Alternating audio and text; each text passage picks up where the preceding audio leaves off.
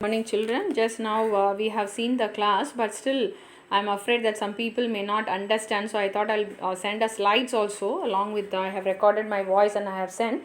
This lesson is ultimately important also. Please go through these slides one by one. So today what we have seen is nothing but the properties, that is physical and chemical properties of acid is what we have seen. Now previously we saw about the preparations of acid, we have seen it. So now our work is to see the physical and chemical properties of acid. Okay, properties of acid and base I have compared because you can remember it. Base is also next, our topic is base, so when we are learning it, it will be like a revision for you. Acid tastes sour. I said that in order to remember, you can remember that you would have tasted lemon. Nowadays lemon is we are supposed to take lemon more, and you know that it has a sour taste.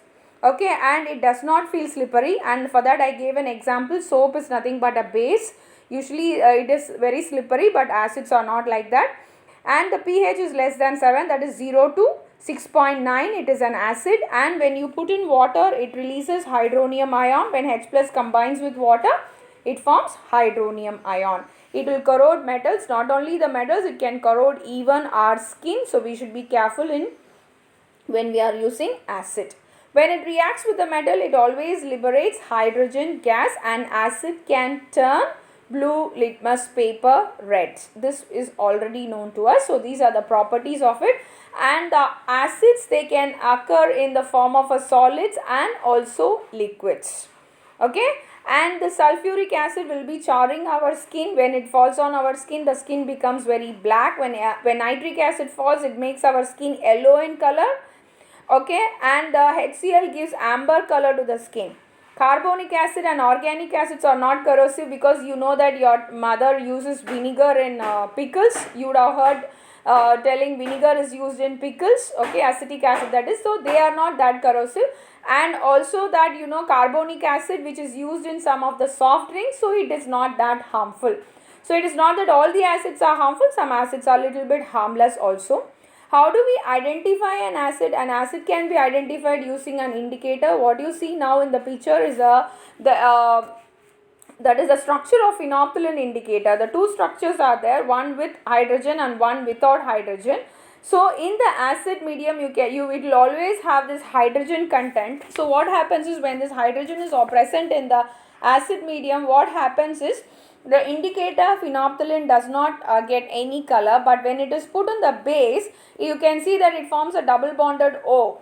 Okay, it loses its hydrogen ion, it forms a double bonded O, and because of that structure, it becomes pink in color. So these indicators are nothing but substances. They are very complex substances. That is why we don't give the structure to an indicator to you. But I want you people to understand. So I took the structure of phenolphthalein.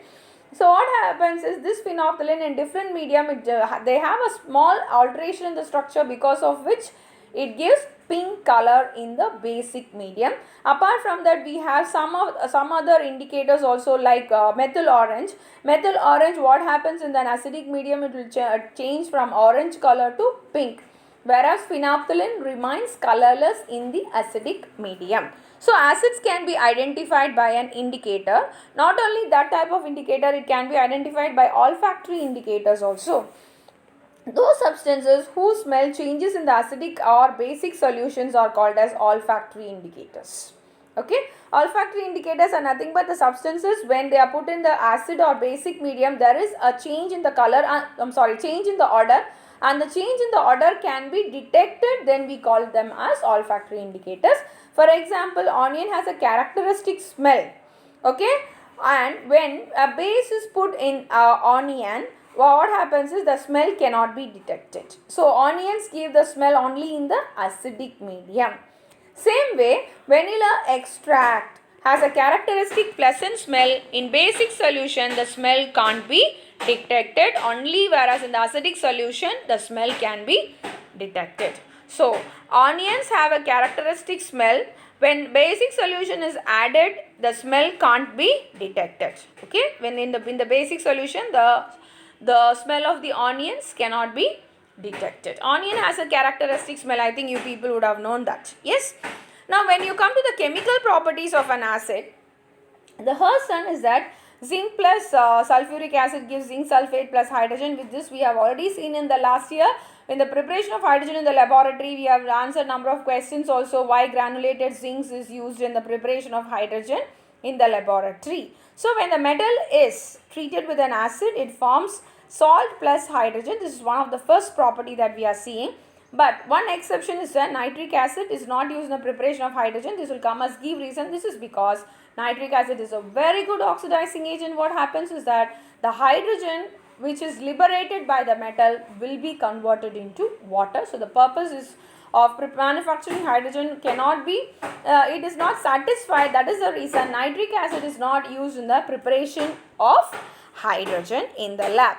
So these are the properties, the summary of the properties that we are seeing. The first one already we have left, that is we start from the first side. Acids plus metal gives salt plus hydrogen. Now we have seen that acid plus carbonates or bicarbonates, metal carbonates or bicarbonates will give us salt, water, carbon dioxide.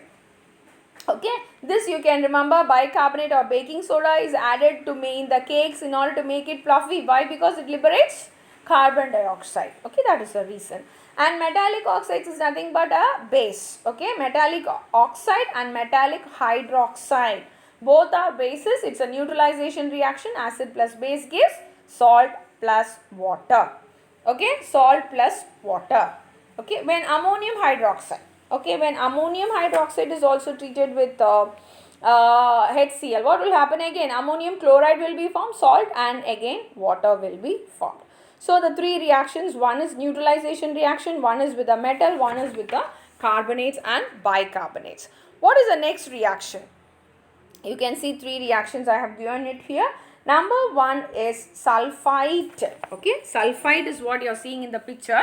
Sodium sulfide. When you look at the picture very carefully, you can see some gas bubbles at the bottom. Okay, you can see some gas bubbles. What is the bubble? Is nothing but the sulfur dioxide that is getting liberated. So when sulfite or bisulfite gets reacted with an acid, that is liberation of sulfur dioxide. So you can look at the test tube that is given. I have given you there. You can see some bubbles. That is nothing but the liberation of sulfur dioxide. And then I told you about the sulfide, IDE, sulfide. Iron sulfide plus HCl gives FeCl2, iron 2 chloride plus hydrogen sulfide, which is nothing but a gas having a rotten egg smell. Now let us come to the last part of it, chlorides and nitrates. Okay, chlorides and nitrates. That is what I have written, barium chloride plus sulfuric acid. Few chlorides and nitrates react with dilute sulfuric acid and dilute hydrochloric acid to give the precipitate. Okay, this is a very famous reaction. You know that silver nitrate plus hydrochloric acid gives silver chloride. I think you can recollect it. It's a very important test. Okay, I think you can now recollect it. Now, same way, when barium chloride reacts with sulfuric acid, it forms barium sulfate. Barium sulfate. Same way, lead nitrate, it will form lead sulfate. These sulfates are insoluble, so they form a precipitate which is helpful for us to identify. Otherwise, chlorides and nitrates react only with the concentrated sulfuric acid on warming to liberate HCl and HNO3 respectively. Okay, chlorides and nitrates react only with the concentrated sulfuric acid when they react. For example, barium chloride plus sulfuric acid, what it will give? Barium sulfate plus hydrochloric acid. Sodium chloride plus sulfuric acid, what it will give? Sodium sulfate plus hydrochloric acid. So mostly chlorides and nitrates reacts only with the sulfuric acid. They do not react with any other acids. They don't react usually. They are not very reactive. Few chlorides and nitrates only react with dilute acids. Otherwise, chlorides and nitrates reacts only with the concentrated sulfuric acid. And they liberate, nitrate means they liberate nitric acid. Chlorides means they liberate hydrochloric acid. Okay, generally acids are also finding a very useful in certain things. For example, citric acid is vitamin C. Boric acid is used as an antiseptic and it is used in eye wash. Carbonic acid, I have already told you, it is used in the flavored drinks. Tartaric acid, which is found in tamarind, it is used in the baking powder. Acetic acid, vinegar, you know how it is used in the pickles. Okay, so acids also find their own uses. So what is your duty today is just go through the lesson acid.